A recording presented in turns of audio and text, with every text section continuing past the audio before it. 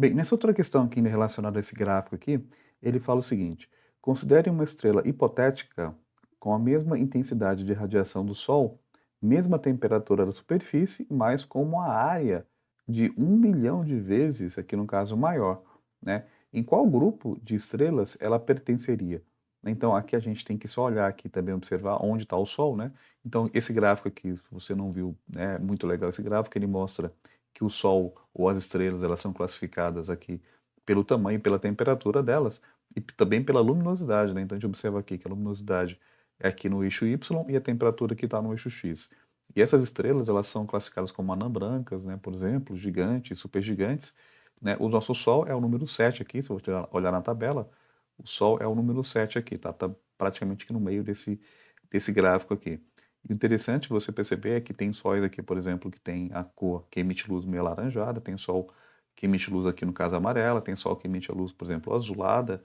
Então, todo sol dependendo do sol, na verdade, ele emite um tipo de espectro luminoso, tá? O nosso é amarelado, tá? Então, aqui o problema, ele fala que essa estrela hipotética, ela tem a mesma intensidade, então se ela tem a mesma intensidade, luminosa, ela está nessa região aqui do Sol, né? Então está nesse quadrante aqui, né? Tá aqui para cá, né? Então daqui para cá, a mesma luminosidade e a mesma temperatura de superfície, então estaria nesse quadrante aqui, né? Daqui para cá, por exemplo, tá? Então, olhando nesse quadrante, só que ele fala que é 1 milhão de vezes maior do que a nossa. Então, 1 milhão de vezes, então se a Terra, aqui no caso, por exemplo, é o número 1, e esse objeto, ela é 1 milhão, então, ou seja, ela está aqui em cima, né? Aqui no topo é aqui do gráfico, né? Então, quem está no topo do gráfico são quem? São as supergigantes, né? Então, essa estrela hipotética estaria aqui na região das supergigantes, tá? Então, é só a gente brincar aqui com o gráfico e comparar isso para a gente perceber isso, tá?